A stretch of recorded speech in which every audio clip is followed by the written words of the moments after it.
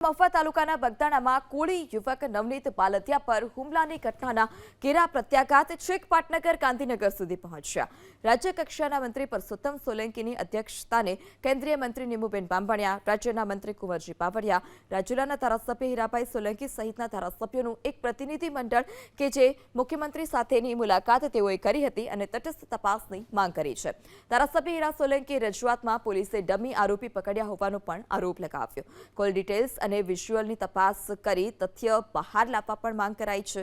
કોળી ધારાસભ્ય સાંસદોની મુખ્યમંત્રીને રજૂઆતના 2 જ કલાકમાં રાજ્ય સરકારે આ કેસની તપાસ માટે તાત્કાલિક 5 અધિકારીઓની સ્પેશિયલ ઇન્વેસ્ટિગેશન ટીમની રચનાના આદેશ પણ આપ્યા, જેને પગલે રેન્જ આઈજી ગૌતમ પરમારે તાત્કાલિક અમરેલીના એસપી જયવીર ગઢવીના અધ્યક્ષસ્થાને બોટાદના સ્પેશિયલ ઓપરેશન ગ્રુપના PI MG Jadeja, Bhavnagar crime table કચેરીના પીએસઆઈ પીજે વાળા, બોટાદ એલસીબીના 2 હેડ કોન્સ્ટેબલ લક્ષ્મણ દેવસિંહ ચુડાસમા અને ભગવાન ખાંભલાનો આ તપાસ ટીમમાં સમાવેશ કરાયો છે. આ ટીમ સીધી જ રેન્જ આઈજીના માર્ગદર્શન હેઠળ તપાસ કરશે.